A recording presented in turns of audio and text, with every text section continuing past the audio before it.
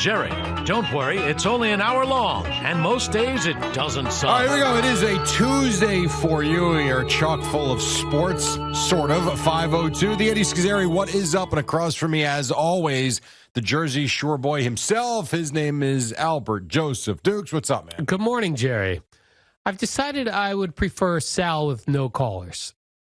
Okay. Overnight show. I like some of his callers. They get him going. Some of them. But you know what the problem is? And I know it's impossible to do a show by yourself, number one, with no callers. But the overnight callers, they all call the same time. Yeah, it's always been like that. I know, but it's like their routine. Yeah, but That's we're the not overnight here. family, Al. But they're not. They don't get. We would never hire them because they don't have anything to say. But we give them a platform at the same exact time every night. Like, I love Sal. I hate Stewart in Brooklyn or wherever. Stop calling. He likes Stewart. Sal likes him. It sucks. You don't have to listen. But I want to listen because I like Sal. But these callers are driving me to Sal run does away. not want to talk to himself for four straight hours. Thus the problem. Hence, no one puts guests on anymore. So what do you want him to do? Have a partner. Overnight? Yes. We're cutting people out left and right. You want an overnight tandem? I want an overnight partner. You've got no chance. So he doesn't have to talk to Stewart in Brooklyn. You have no chance. And all the other clowns that call at the exact same time every day. Well, good luck with that. Let me know when they find Sal a partner to work between 2 a.m. and 5 a.m. All right. Well, I'll get to work on it, Jerry. Okay. Drives me nuts. Maybe you can get someone to work for free with him. Yes. The callers. Or just pick one of those dopes and have them come in for I don't think he wants 5 that either. hours. Right. Good in little small doses. I like when he yells at the callers. I'm all for that because I like yelling at the callers. But I don't know. It's just there's certain people they just call like clockwork. Right. And it's just weird. It's just weird. Yeah, I bet you find that across most talk radio shows. I agree. You know, not just sports. I think you probably have your regulars that are very routine. Right. But Mike and Chris had that too. Right, I guess, but different era. I don't know. Oh, for sure. But I remember Beningo used to call most days around 5 o'clock. Yeah. So because it was on his ride home from work and it was when he would get in. Right. But what happens is it's like when the callers then are just calling because it's part of their routine. They don't have sometimes for sure. They don't have anything to say. Yeah. So every time Joe Beningo called in, I'm sure he didn't have a hot take. He probably some days had nothing, but felt like I do think he drove them nuts. So I liked having him on. Yeah. It's probably very true. It's so weird. I have such a terrible relationship with the callers, Jerry. I understand. Jerry, baseball has a doubleheader problem, and I don't like it. What's the doubleheader problem? We were calling the Mets game. Well, what was weird about that was, I don't know what you saw, but they were predicting this monster storm, really bad, to where even all the youth practices in our area and a bunch of youth games got canceled when the sun was shining. And I've seen this before, and I've always referenced there was a game, I think it was in 1998 or 1999, I forget, because Roger Clemens was starting for the Yankees. I was covering the game for Susan, and I'll never forget we went there, and they pulled the tarp on the field when the sun was out for a 7 p.m. game, and it didn't rain.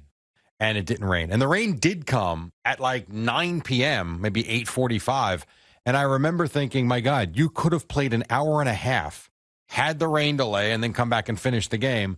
And it did rain, and they started the game it was probably around 10:15. It was ridiculous. And I was there all night, covering and doing the post-game stuff.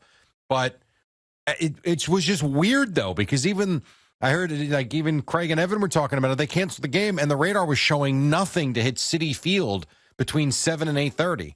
But, I don't know. I don't know what to tell. Now, we did get the storm, but, my God, it was brief and it was quick. And then we got to do another doubleheader. Doubleheaders are not real baseball. Well, doubleheaders were a part of baseball for decades. Right. Every Sunday used to have them. It doesn't feel like real baseball. It feels like... I like doubleheaders. It feels like we're required to play this many games, so we're going to do 2 in one. Well, you're charging people for the tickets. I mean, that's a big part of it. If you sell tickets to a game, you have to have a game. Right, otherwise, but we could they don't want to give the money back. No, but we could distribute their tickets to another game because it's not like any game sells out. You could you imagine being a ticket broker though and trying to figure that out? I always wondered this. So today's a straight doubleheader.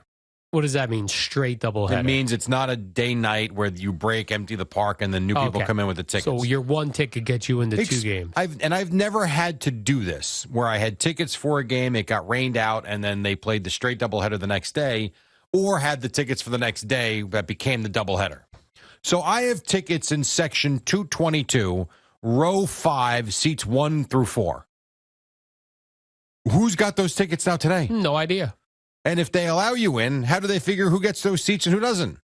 That's got to be a disaster, no? I would think so, yeah. Yeah, very strange. If you're one of the ushers that brings you down to your seat. Someone's sitting in my seat already. I have these tickets. Right. We both have these tickets. So sit on his lap. Just get to know each other. That'd be funny. Put a face covering on, sit on each other's laps, and everybody's happy. Whisper sweet nothings into his or her ears. And hope it don't move. Exactly. Exactly, Jerry. So I don't know. I don't like it one bit. It feels. Well, you don't like doubleheaders, so it feels like inferior baseball. It's not though. It's not. It's no different than a day game after a night game. It really isn't, because a lot of times you won't get the catcher day game after a night game the same way you probably won't get the same catcher for 2 games today. It's got a very similar feel to it. Yeah, I feel like both teams kind of half-ass both games, and you don't get a full sports. I don't think that the guys on the field would say they're half-assing it. I don't know. I don't think so. You got to play 18 innings? I'd be like, oh, come on, you're standing around. Stop. This is not hockey. I know, but we're talking about baseball players here who stub a toe and we'll see in August. Well, that's true. So I can't imagine. Pitchers mostly. I can't imagine they want to be out there for like, if you're already heading, like, I wonder if you're a player, do you hoping the game gets rained out because you're like, oh, I can rest tonight? See, I don't think so. Well, yesterday maybe, because they canceled it so early.